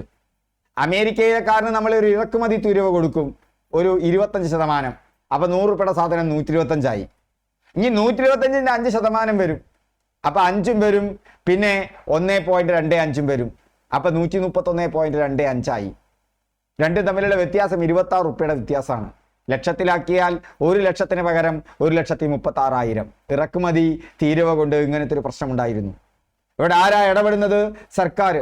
ഉപഭോക്താവിന് സ്വാതന്ത്ര്യം കുറവ്. കാരണം രണ്ടും ഒരേ ക്വാളിറ്റി ഉള്ള സാധനമാണ്. വേണമെങ്കിൽ മറ്റേ കാറാണ് കുറച്ചും കൂടി ക്വാളിറ്റി. പക്ഷേ ഉപഭോക്താവിൻ്റെ കയ്യിലുള്ള പൈസയ്ക്ക് ഇവിടെ ദേ വാങ്ങാൻ പറ്റുള്ളൂ. ഇങ്ങനെ ഇറക്കുമതി തീരുവ കുറയ്ക്കാൻ പറയുന്നു. വിദേശ വിനിമയം, രൂപയുടെ മൂല്യച്യുതി കാരണം രൂപയെ ഡിവാലുവേറ്റ് ചെയ്യുന്നു, രൂപയുടെ വാല്യൂ കുറയ്ക്കുന്നു. ഘട്ടം ഘട്ടമായിട്ട് വിപണി നിശ്ചയിക്കുന്ന രീതിയിലേക്ക് കൊണ്ടുപോകുന്നു. ഇന്ന് രൂപയുടെ മൂല്യം ഇന്നത്തെ മൂല്യമായിരിക്കില്ല നാളെ. പണ്ടതല്ല, റിസർവ് ബാങ്കാണ് തീരുമാനിക്കുക, കേന്ദ്ര ബാങ്കാണ് രൂപയുടെ മൂല്യം നിശ്ചയിക്കുക. ഇന്ന് വിപണിക്ക് വലിയ സ്വാതന്ത്ര്യമുണ്ടതിൽ. അതായത് വില മെക്കാനിസമാണ് ഇന്ന് രൂപയുടെ മൂല്യത്തെ നിശ്ചയിക്കുന്നത്. വിനിമയ നിരക്ക് സ്വാതന്ത്ര്യം ചോദന പ്രധാന സംവിധാനം. സ്വകാര്യവൽക്കരണം എന്താ? അതിലെ പ്രധാനപ്പെട്ടതാണ് ബിൽഡ്, ഓപ്പറേറ്റ്, ട്രാൻസ്ഫർ. ഉണ്ടാക്കുക, നടത്തുക, കൈമാറുക. ലാഭമായി കഴിഞ്ഞാൽ അവരുടെ ലാഭമായി കഴിഞ്ഞാൽ കൈമാറുക. ഇപ്പം നമ്മുടെ road build, operate, transfer. Build ചെയ്യുന്നു, അതിൽ നിന്ന് ചുങ്കം പിരിക്കുന്നു, ലാഭമായി കഴിഞ്ഞാൽ ആവശ്യത്തിനുള്ള ലാഭം എടുത്തു കഴിഞ്ഞാൽ സർക്കാരിന് കൈമാറുന്നു. ബിൽഡ്, ഓപ്പറേറ്റ്, ട്രാൻസ്ഫറിൽ തന്നെയാണ് വിഴിഞ്ഞം തുറമുഖവും വരുന്നത്. ആദ്യം അവരുടെ പൈസ മുടക്കി അവരുണ്ടാക്കുന്നു, അവരുടെ ലാഭം നന്നായിട്ട് എടുക്കുന്നു, ലാഭമൊക്കെ ആയി കഴിഞ്ഞാൽ സർക്കാരിന് കൈമാറുന്നു. Build, operate, transfer. PPP, public private participation. സ്വകാര്യ മേഖലയും പൊതുമേഖലയും ഒന്നിച്ച് ഇൻവെസ്റ്റ് ചെയ്യുന്നു. നിക്ഷേപ വിൽപ്പന, ഡിസ്ഇൻവെസ്റ്റ്മെന്റ്. പൊതുമേഖലകളുടെ ഓഹരികൾ വിറ്റഴിക്കുന്നു. അങ്ങനെ ഇൻവെസ്റ്റ്മെന്റ്, അതായത് വിറ്റഴിക്കാനുള്ള ഡിപ്പാർട്ട്മെന്റ് ആണ് DIPAM, ദീപം എന്ന് ഓർത്തു വയ്ക്കുക. ഈ പേര് ഓർത്തു വയ്ക്കുക. അടുത്ത കാലത്തൊന്നും ഈ പേര് ചോദിച്ചിട്ടില്ല. അതുകൊണ്ട് തന്നെ ഇതിൽ നിന്ന് ഈ ചോദ്യം വരാൻ സാധ്യതയുണ്ട്. Department of investment and public asset management. പൊതുമേഖലാ സ്ഥാപനങ്ങളുടെ നിയന്ത്രണം ധനകാര്യ മന്ത്രാലയത്തിന് കീഴിൽ. ഉദാഹരണങ്ങൾ: Maruti Udyog, modern food industries, Kochi airport, വിമാന സേവനങ്ങൾ. ഇവിടെയൊക്കെ നമ്മൾ സ്വകാര്യവൽക്കരണം കൊണ്ടുവന്നു. മാരുതി ഉദ്യോഗ് നമ്മൾ വിറ്റു. മോഡേൺ ഫുഡ് ഇൻഡസ്ട്രീസ് ലാഭകരമായി നടന്ന ബ്രെഡ് കമ്പനി ആയിരുന്നു, അത് വിറ്റു. കൊച്ചി എയർപോർട്ട്, അത് നമുക്ക് സിയാൽ, പ്രൈവറ്റ് പബ്ലിക് പാർട്ടിസിപ്പേഷൻ ഉദാഹരണമാണ്. വിമാന സേവനങ്ങൾ നമുക്കറിയാം, എയർ ഇന്ത്യയൊക്കെ ഇപ്പോൾ ടാറ്റയിലാണ്. എന്താ അതിൻ്റെ ലക്ഷ്യം? കാര്യക്ഷമത വർദ്ധിക്കും, മത്സരക്ഷമത ഉണ്ട്, ലാഭമുണ്ട്, ലാഭം ഉണ്ടാക്കണം, അതുകൊണ്ട് സേവനം ശക്തമാക്കും. വിദേശ നിക്ഷേപം ആകർഷിക്കും. അവിടെ മത്സരക്ഷമതയും വന്നു കഴിഞ്ഞാൽ വിദേശികൾ നിക്ഷേപം തുടങ്ങും. ഇപ്പം നിക്ഷേപമുണ്ട്, നമുക്കൊക്കെ സർപ്ലസ് ആണ് നമ്മുടെ വിദേശ നാണ്യശേഖരം. ആധുനിക മാനേജ്മെന്റ്, സർക്കാരിന് ബാധ്യത കുറയും. ഇതൊക്കെയാണ് അതിൻ്റെ ഗുണങ്ങൾ. ഇനി ആഗോളവൽക്കരണം, ലോകം ഒറ്റ കമ്പോളമായി മാറുന്ന അവസ്ഥ. ലോകമാകെ ഒരു കമ്പോളം, നിയന്ത്രണങ്ങളില്ല. മുഖ്യ മേഖലകൾ, മൂലധനം പ്രവഹിക്കുന്നു. മൂലധനം ഈ രാജ്യത്ത് അങ്ങണ്ടും ആ രാജ്യത്ത് നിങ്ങണ്ടും. ക്യാപിറ്റൽ, സാങ്കേതിക വിദ്യ കൈമാറ്റം നടക്കപ്പെടുന്നു. അങ്ങനെ സാങ്കേതിക വിദ്യ അതിശക്തമായിട്ടൊന്നും കൈമാറ്റം ചെയ്യപ്പെടുന്നില്ല കേട്ടോ. ഇപ്പം നിങ്ങൾക്കറിയാം AI, ആർട്ടിഫിഷ്യൽ ഇൻ്റലിജൻസ്. ചൈനയുടെ AI സംവിധാനം ഏതാണ്? DeepSeek, മറക്കരുത്. ഗൂഗിളിന് നിങ്ങൾക്ക് ഉപയോഗിക്കാൻ പറ്റും ജെമിനി, ChatGPT. നിങ്ങൾ ഇതിൽ കമന്റ് ചെയ്യ്. എത്ര പേര് കമന്റ് ചെയ്യ്? ChatGPT ഉപയോഗിച്ചുകൊണ്ട് നിങ്ങൾക്ക് സൗജന്യമായി ഒരു AI ടീച്ചറെ ഉണ്ടാക്കാം. താല്പര്യമുണ്ടെങ്കിൽ പറയും, ഞാൻ ക്ലാസ് എടുത്ത് തരാം. നിങ്ങൾക്ക് PSCക്ക് ഒരു AI ടീച്ചറെ ഉണ്ടാക്കാം. അത് നിങ്ങൾക്ക് കുറേയൊക്കെ എഫക്റ്റീവായി നിങ്ങൾക്ക് മോക്ക് ടെസ്റ്റ് നടത്തി തരും. നിങ്ങൾക്ക് സംശയമുണ്ടെങ്കിൽ പറഞ്ഞു തരും. വഴിയുണ്ട്. ഒരു PDF നോട്ടാണ്, ശക്തമായ ഒരു PDF നോട്ടാണ് നമ്മുടെ കയ്യിൽ നിങ്ങൾക്ക് അവൈലബിളുമാണ്. അത് താല്പര്യമുണ്ട്, കമന്റ് ഉണ്ടെങ്കിൽ ഞാൻ പറയാം എങ്ങനെയാണ്. നിങ്ങൾക്ക് വളരെ 1 മണിക്കൂർ സമയം ഉണ്ടായാൽ മതി, നിങ്ങൾക്കൊരു AI ടീച്ചറെ കിട്ടും. ഓക്കെ. സാധന സേവന കയറ്റുമതി, പുറംപണിക്കാർ കരാർ, ഔട്ട്സോഴ്സിംഗ് വന്നു. ഇന്ത്യയുടെ ഏറ്റവും വലിയ ഔട്ട്സോഴ്സിംഗ് IT സേവനങ്ങളാണ്. സേവന മേഖലയിലാണ് ഇന്ത്യക്ക് ഏറ്റവും കൂടുതൽ എന്ത് കിട്ടുന്നത്, വരുമാനം കിട്ടുന്നത്. കോൾ സെന്ററുകൾ, ഞാൻ നേരത്തെ പറഞ്ഞത് DeepSeek ചൈനയുടേത് സ്വന്തമായിട്ട് ഉണ്ടാക്കിയെടുക്കുകയാണ്. ഇത്തരം കാര്യങ്ങളിൽ സാങ്കേതിക വിദ്യ മറ്റ് രാജ്യങ്ങൾക്ക് കൈമാറാൻ വലിയ നിയന്ത്രണം തന്നെയാണ് നിലവിലുള്ളത്. അവരത് ഉള്ളിക്കൂടെ നടത്തുന്നുണ്ട്, അമേരിക്ക എന്ന് മാത്രം. ഇന്ത്യ ആഗോള കേന്ദ്രമാണെന്ന് IT സേവനങ്ങളുടെ. അതുപോലെ തന്നെയാണ് നമുക്ക് സോഫ്റ്റ് ടെക്നോളജി, യോഗ പോലെ അങ്ങനെയുള്ള സോഫ്റ്റ് ടെക്നോളജിയിലും ഇന്ത്യ അതിദ്രുതം മുന്നോട്ട് പോവുകയാണ്. ഇതൊക്കെ തന്നെ നമുക്ക് ആഗോളവൽക്കരണം കൊണ്ടുണ്ടായതാണ്. പുറംപണി കരാറ്, അതിൽ സോഫ്റ്റ് ടെക്നോളജിയും, അതായത് യോഗ ക്ലാസ് ഇവിടുന്ന് അവർക്ക് കൊടുക്കുന്നു. പുറംപണി കരാർ അതല്ലട്ടാ. അവിടെ അമേരിക്കയിൽ കൊടുക്കുന്ന സേവനത്തിന് വലിയ തുകയാണെങ്കിൽ ഇന്ത്യയിലെ തൊഴിലാളി അത് കുറഞ്ഞ വിലയ്ക്ക് ചെയ്തു കൊടുക്കും ഇവിടെ ഇരുന്നും കൊണ്ട്. അങ്ങനെ ഒരുപാട് സേവനങ്ങൾ, IT സേവനങ്ങളൊക്കെ അങ്ങനെ വീട്ടിലിരുന്ന് ചെയ്താൽ പോരെ. അതിന് ഇന്റർനെറ്റ് വിപ്ലവം, ഇന്റർനെറ്റിന്റെ പെനട്രേഷൻ, മൊബൈൽ ഫോണ്, കണ്ടെയ്നർ കപ്പലുകൾ, വിമാന ഗതാഗതം, ഇതൊക്കെ സഹായിച്ചിട്ടുണ്ട്. നമ്മുടെ കേരള സർക്കാരിന്റെ ബജറ്റിലെ ഏറ്റവും പ്രധാനപ്പെട്ട ഊന്നൽ വിജ്ഞാന സമ്പൽ വ്യവസ്ഥയാണ്. ഓർക്കണം, ഇതുമായി ബന്ധപ്പെട്ടതാ. ആ വിജ്ഞാന സമ്പൽ വ്യവസ്ഥയിൽ ഒരു പ്രധാന ഘടകമായി കാണുന്നത് എന്തെന്നെയാണ്, ഔട്ട്സോഴ്സിംഗ് തന്നെയാണ്. കാരണം ഈ കേരളത്തിൽ ഇന്റർനെറ്റ് പെനട്രേഷൻ എല്ലാ ഗ്രാമങ്ങളിലുമുണ്ട്. നമ്മുടെ K-ഫോൺ ഓർക്കുക, അതിന് കേരള ഫൈബർ ഒപ്റ്റിക്കൽ നെറ്റ്വർക്ക്, അത് ഫോണല്ല. K-ഫോൺ എന്ന് പറഞ്ഞാൽ ഒരു ഇന്റർനെറ്റ് സേവന ദാതാവാണ്. കേരളത്തിലെ എല്ലാ വീടുകളിലേക്കും ഇന്റർനെറ്റ് എത്തിക്കുക. ആ ഒരു പദ്ധതി എന്ന് പറയുന്നത്, അത് മാത്രമല്ല, കേരള സർക്കാരിന്റെ ബജറ്റിൽ ഒട്ടനവധി പദ്ധതികളുണ്ട്, അതൊക്കെ പരീക്ഷയ്ക്ക് വരും. ഭരണ നവീകരണത്തിന്റെ ഭാഗമായി K-സ്മാർട്ട് ഡീറ്റെയിൽ ആയിട്ട് പഠിച്ചിരിക്കണം, അടുത്ത പരീക്ഷയ്ക്കൊക്കെ ഉറപ്പാണ്. അപ്പോ മൊബൈൽ ഫോൺ, കണ്ടെയ്നർ കപ്പലുകൾ, വിമാന ഗതാഗതം, ബഹുരാഷ്ട്ര കമ്പനികൾ, മൾട്ടിനാഷണൽ കമ്പനികൾ വരുന്നു. വലിയ മൂലധനമുള്ളതാണ്, അവർക്ക് ഉന്നത സാങ്കേതിക വിദ്യ, ആഗോള പ്രവർത്തനം. ഇന്ത്യയുടെ പ്രത്യേകതകൾ എന്തൊക്കെയാ? കുറഞ്ഞ വേതന നിരക്കാണ്, വൈദഗ്ധ്യമേറിയ തൊഴിലാളികളുണ്ട്, വിദഗ്ധരായ തൊഴിലാളികൾ. ഇന്ത്യയിൽ യുവാക്കൾ അത്ര അധികമാണ്. ഇന്ത്യയുടെ ഏറ്റവും വലിയ സമ്പത്ത് എന്ന് പറഞ്ഞാൽ അതിൻ്റെ യുവാക്കളാണ്. ഇംഗ്ലീഷ് അറിവ്, ചൈനയിൽ മൻഡാരിനാണ് ഭാഷ, അവർക്ക് ഇംഗ്ലീഷ് അറിയില്ല. ഇംഗ്ലീഷ് ലോക ഭാഷയാണ്. അതുകൊണ്ട് ഇന്ത്യയുടേതുപോലെ ഔട്ട്സോഴ്സിങ് അവർക്ക് പറ്റില്ല. സമയമേഖല ഗുണം, സമയമേഖല GST 5.30 എന്നുള്ളത് ആ സമയമേഖല ഗുണമുണ്ട്. അപ്പൊ ഇന്ത്യക്ക് ഔട്ട്സോഴ്സിങ്ങിന് ഗുണമായിട്ടുള്ളത് ഏതൊക്കെയാണ്? കുറഞ്ഞ വേതന നിരക്ക്, വൈദഗ്ധ്യമേറിയ തൊഴിലാളികൾ, ഇംഗ്ലീഷ് അറിവ്, സമയമേഖല ഗുണം. കഴിയാനായിട്ടോ? അന്താരാഷ്ട്ര സംഘടനകൾ ഇതിൽ പറയുന്നുണ്ട്. അതിലൊന്നാണ് ഇന്റർനാഷണൽ, എന്താണ് അവിടെ നമ്മൾ ഓർക്കേണ്ടത്, ഇന്റർനാഷണൽ ഓർഗനൈസേഷൻ ആണ് വേൾഡ് ട്രേഡ് ഓർഗനൈസേഷൻ. സ്ഥാപിതമായ കൊല്ലം ചോദിക്കും 1995 ഇന്റർനാഷണൽ ട്രേഡ് ഓർഗനൈസേഷൻ സ്ഥാപിതമാകുന്നത്. എന്നാ സ്ഥാപിതമാകുന്നത് 1995. അതിന്റെ ആസ്ഥാനം ചോദിക്കും ജനീവയാണ്. അതിന്റെ ലക്ഷ്യം സ്വതന്ത്ര വ്യാപാരമാണ്. ലക്ഷ്യം എന്താണ്? ഫ്രീ ട്രേഡ്, നിയന്ത്രണങ്ങളില്ലാത്ത ഫ്രീ മാർക്കറ്റ്, സ്വതന്ത്ര വിപണി. IMF-ഉം വേൾഡ് ബാങ്കും ഓർക്കണം. IMF-ഉം വേൾഡ് ബാങ്കും എന്ന് പറയുന്നത് എന്താണ്? ബ്രെട്ടൺ വുഡ് ഇരട്ടകളാണ്. ഇന്റർനാഷണൽ മോണിറ്ററി ഫണ്ട് സ്ഥാപിതമാകുന്നത് 1944. ആസ്ഥാനം വാഷിംഗ്ടൺ ആണ്. ലക്ഷ്യം എന്താണ്? സാമ്പത്തിക സ്ഥിരത. ഓരോന്നും ഓർത്തിരിക്കണം. വേൾഡ് ബാങ്ക് ഉണ്ട്, സ്ഥാപിതം 1944. ആസ്ഥാനം വാഷിംഗ്ടൺ. പ്രസിഡന്റ് അജയ് ബംഗയാണ്, ഇന്ത്യൻ വംശജനാണ്, ഓർത്തിരിക്കണം.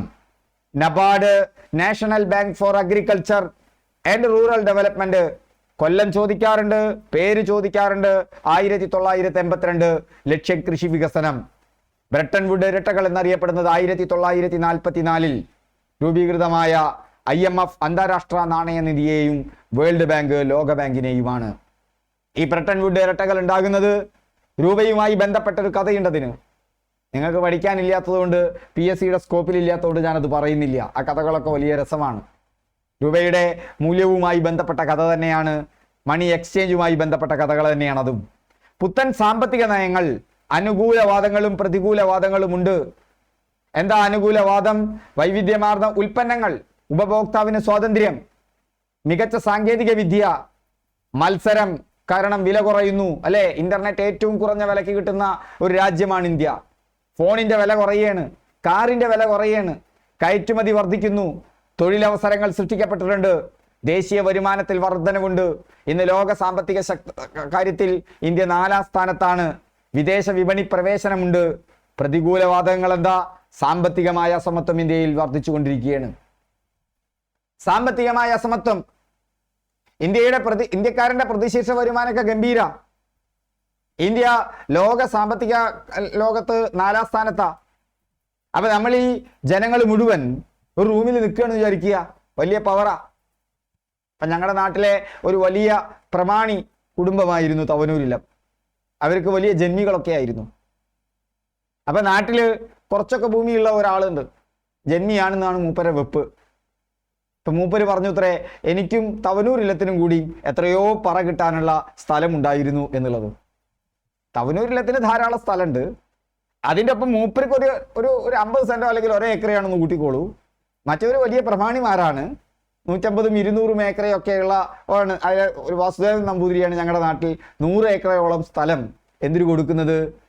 ഇവിടുത്തെ വിദ്യാഭ്യാസ സ്ഥാപനങ്ങൾക്ക് കൊടുക്കുന്നത്, കേളപ്പച്ചിക്ക്. അതുകൊണ്ട് തവനൂരിൽ ഇന്ന് എന്തുണ്ട്? നഴ്സറി തൊട്ടിട്ട് ഏത് വരെ ഉണ്ടായിരുന്നു? അഗ്രികൾച്ചർ എഞ്ചിനീയറിംഗ് കോളേജ് വരെ ഉണ്ട്, തവനൂരിലുണ്ട്. ഒരു കുട്ടി നന്നായി പഠിച്ചു പോവുകയാണെങ്കിൽ പൊതുസ്ഥാപനങ്ങളിൽ തന്നെ പോയിട്ട് അഗ്രികൾച്ചർ എഞ്ചിനീയറിംഗ് കോളേജിലാവാം.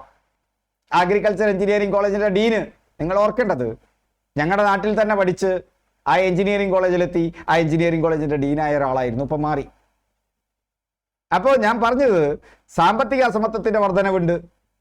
സാമ്പത്തിക അസമത്വത്തിന്റെ വർധനവ് എന്ന് പറഞ്ഞു കഴിഞ്ഞാൽ നമ്മുടെ ഈ റൂമിൽ നിന്ന്, ഇന്ത്യയുടെ റൂമിൽ നിന്ന് അംബാനിയെ പോലെ, ടാറ്റയെ പോലെ, ബിർളയെ പോലെ, അദാനിയെ പോലെ ചില ആളുകൾ പോയി കഴിഞ്ഞാൽ കാറ്റൊഴിഞ്ഞ ബലൂൺ പോലെയാവും നമ്മുടെ സ്ഥിതി. കാരണം 10% ആളുകളുടെ കയ്യിലാണ് 90% സമ്പത്തും. സാമ്പത്തിക അസമത്വം ഗുണമുണ്ട്, അതിന് ദോഷവുമുണ്ട്. പ്രകൃതി വിഭവ ചൂഷണം, പ്രകൃതിയെ വല്ലാതെ, അതായത് സസ്റ്റൈനബിൾ ഡെവലപ്മെന്റ് എന്നൊരു കൺസെപ്റ്റ് ഉണ്ട്. നിലനിൽക്കുന്ന വികസനം നിങ്ങൾ അറിഞ്ഞിരിക്കണം. പക്ഷേ ലാഭം മാത്രം ഊന്നിയ ഈ വികസന പരിപാടി പലപ്പോഴും പ്രകൃതിയെ അമിതമായി ചൂഷണം ചെയ്യുന്നു. പ്രാദേശിക ഉൽപ്പന്നത്തിന് വലിയ പ്രശ്നങ്ങൾ ഉണ്ടാക്കുന്നു. തൊഴിൽ സുരക്ഷിതത്വമില്ല. ഇത് വിപണി സ്വാതന്ത്ര്യത്തിന്റെ ഏറ്റവും വലിയ പ്രശ്നം. ഞാൻ നേരത്തെ പറഞ്ഞു, എങ്ങനെ ഉൽപ്പാദിപ്പിക്കണം എന്ന് തീരുമാനിക്കുന്നത് വിപണിയാകുമ്പോൾ വിപണിക്ക് അവിടെ തൊഴിലാളികളെ നിലനിർത്തണമെന്ന് യാതൊരു കണ്ടീഷനും ഇല്ല. അവിടെ വിപണി കുറഞ്ഞ ചെലവിൽ സാങ്കേതിക വിദ്യ കൊണ്ട് ഉൽപ്പാദിപ്പിക്കാൻ പറ്റുച്ചാൽ അവിടെ തൊഴിലാളികളെ പിരിച്ചുവിടും. അതേസമയം സർക്കാരിന്റെ നിയന്ത്രണത്തിലാണെങ്കിൽ തൊഴിലാളികളെ അങ്ങനെ പിരിച്ചുവിടാൻ പറ്റില്ല. അതുകൊണ്ട് തൊഴിൽ സുരക്ഷിതത്വം കുറയും. സർക്കാരിന്റെ വരുമാനം കുറയ്ക്കൽ, തൊഴിൽ രഹിത വളർച്ച. തൊഴിൽ വളർച്ച ഉണ്ട്, പക്ഷേ തൊഴിലില്ലായ്മ രൂക്ഷമാകുന്നു. ഇതതിന്റെ പ്രശ്നമാണ്. സോ ഫ്രണ്ട്സ്, ഡീറ്റെയിൽ ആയിട്ടുള്ള നോട്ട് കൂടി വായിക്കുക. നിങ്ങൾക്ക് ഏകദേശം കൺസെപ്റ്റ് ആയിട്ടുണ്ടായിരിക്കും. സമ്പൽ വ്യവസ്ഥകൾ, മുതലാളിത്തം, സോഷ്യലിസം, മിശ്ര സമ്പൽ വ്യവസ്ഥ. ഇന്ത്യയുടെ മിശ്ര സമ്പൽ വ്യവസ്ഥയാണ് 1991 പ്രതിസന്ധി. ആ പ്രതിസന്ധിയിൽ ലിബറലൈസേഷനും പ്രൈവറ്റൈസേഷനും ഗ്ലോബലൈസേഷനും കൊണ്ടുവരുന്നു. നരസിംഹറാവു ആണ് അന്ന് പ്രധാനമന്ത്രി, മൻമോഹൻ സിംഗ് ആണ് ധനകാര്യമന്ത്രി. ആഗോളവൽക്കരണം, ആഗോള ഗ്രാമം ആയി മാറുന്നു. നമ്മൾ തുറന്ന വിപണിയായി മാറുന്നു. പുറംപണിക്കരാർ, ഔട്ട്സോഴ്സിംഗ്. ഇന്ത്യ IT ഹബ്ബായിട്ട് മാറിയിട്ടുണ്ട്. ഫലങ്ങൾ, വളർച്ചയുമുണ്ട്, വെല്ലുവിളികളുമുണ്ട്, അവസരങ്ങളുമുണ്ട്, അപകടങ്ങളുമുണ്ട്. സോ LPG എന്താണെന്ന് നന്നായിട്ട് ഓർമ്മിക്കണം. 1991 പ്രതിസന്ധിയുടെ കാരണങ്ങൾ ഓർത്തിരിക്കണം. എന്തൊക്കെയാ കാരണം? അടവ് ശിഷ്ടം കമ്മി, വിദേശ നാണയ ശേഖരം കുറവ്,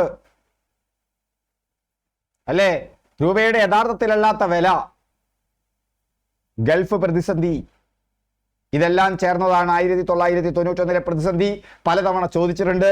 മിശ്ര സമ്പൽ വ്യവസ്ഥയുടെയും മറ്റ് സമ്പൽ വ്യവസ്ഥകളുടെയും സവിശേഷതകൾ, അന്താരാഷ്ട്ര സംഘടനകളുടെ സ്ഥാപിത വർഷങ്ങൾ, അതിന്റെ നിലവിലെ നേതൃത്വം, അതിന്റെ ആസ്ഥാനം.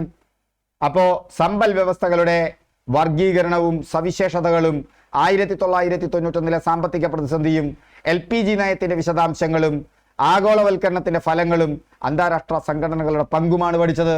ക്ലാസ്സുകൾ ഇഷ്ടപ്പെട്ടാൽ കമന്റ് ചെയ്യുക. കൂടുതൽ ക്ലാസ്സുകൾ അപ്പോൾ ചെയ്യാൻ എനിക്കും പ്രചോദനമായിരിക്കും. ഇതുപോലത്തെ പ്രസന്റേഷൻ നിങ്ങൾക്ക് ഇഷ്ടപ്പെട്ടോ അതും കൂടി പറയുക. ഓക്കെ, വളരെ ക്വിക്കായിട്ട് നമ്മൾ ഈ വിഷയങ്ങളിലൂടെ കടന്നുപോയി. വിശദമായ നോട്ട് നിങ്ങൾക്ക് ടെലിഗ്രാമിൽ കിട്ടും. ടെലിഗ്രാമിൽ ജോയിൻ ചെയ്യുക.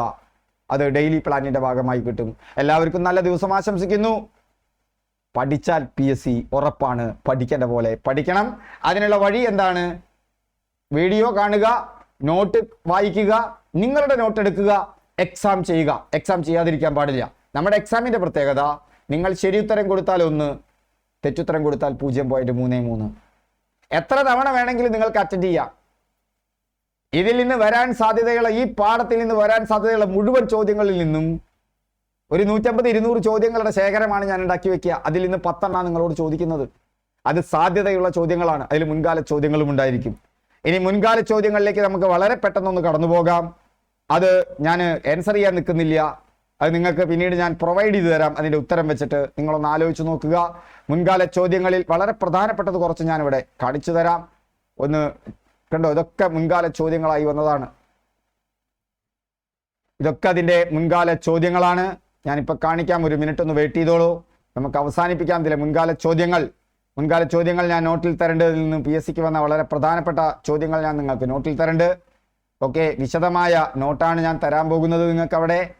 നോക്കൂ, മുതലാളിത്ത സമ്പൽ വ്യവസ്ഥയിലെ അടിസ്ഥാന സാമ്പത്തിക പ്രശ്നങ്ങൾ പരിഹരിക്കുന്നത് വില മെക്കാനിസം. കണ്ടുവോ?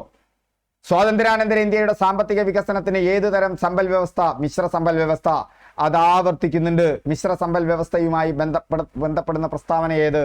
പൊതുമേഖലയ്ക്ക് പ്രാധാന്യം, സ്വകാര്യ മേഖലയ്ക്ക് പ്രാധാന്യം, രണ്ടിനും പ്രാധാന്യമുണ്ട്. അതുകൊണ്ട് 1ഉം 2ഉം. വിദേശ നാണ്യ പ്രതിസന്ധി, പണപ്പെരുപ്പം, ധനക്കമ്മി തുടങ്ങിയ സ്ഥൂല സാമ്പത്തിക അസ്ഥിരതകൾ പരിഹരിക്കാനുള്ള ഹ്രസ്വകാല പദ്ധതി നോട്ടിൽ വിശദമായി തന്നിട്ടുണ്ട്. അതൊക്കെ പാഠത്തിലുണ്ട്. താഴെ കൊടുത്തിരിക്കുന്നതിൽ ഇന്ത്യയിൽ പുത്തൻ സാമ്പത്തിക നയങ്ങൾ ഉടലെടുക്കുന്നതിന് കാരണമല്ലാത്തത് ഏത്? പുത്തൻ സാമ്പത്തിക നയത്തിന്റെ കാരണമല്ലാത്തത് എന്താണ്? ഉയർന്ന ജനസംഖ്യാ നിരത്താണ്. മറ്റത് ധനക്കമ്മി, ഫിസ്ക്കൽ കമ്മി, വിദേശ നാണയ കരുതൽ ശേഖരത്തിൽ കുറവ്, ഗൾഫ് പ്രതിസന്ധി. അങ്ങനെ നിങ്ങൾക്ക് നോക്കിയാൽ കാണാം ഒട്ടനവധി ചോദ്യങ്ങൾ ഇതുമായി ബന്ധപ്പെട്ട് വന്നിട്ടുണ്ട്. കുറച്ച് ചോദ്യങ്ങൾ മാത്രമാണ് ഞാൻ ഉൾപ്പെടുത്തിയിട്ടുള്ളത്. എല്ലാ ചോദ്യങ്ങളും കൂടി ഞാൻ നിങ്ങൾക്ക് അവിടെ തരുന്നുണ്ട്. ഓക്കെ, അപ്പോൾ വളരെ വിശദമായ ഇതാണ് നോട്ട്. ഈ പാഠത്തിലെ എല്ലാ കാര്യങ്ങളും അപ്ഡേറ്റ് ചെയ്ത് പുതിയ ചോദ്യങ്ങൾക്കനുസരിച്ചിട്ട് ഒരുക്കി പോയിന്റുകളായിട്ട് വെച്ചിട്ടുണ്ട്. കാണുക, നന്നായിട്ട് പഠിക്കുക. പഠിച്ചതിന് ശേഷം എക്സാം എഴുതുക. ഓക്കെ, എല്ലാവർക്കും നല്ല ദിവസം ആശംസിക്കുന്നു. അപ്പോൾ വീഡിയോ ഇഷ്ടപ്പെട്ടാൽ ഷെയർ ചെയ്യുക, ലൈക്ക് ചെയ്യുക, കമൻറ്റ് ചെയ്യുക. Thank you all.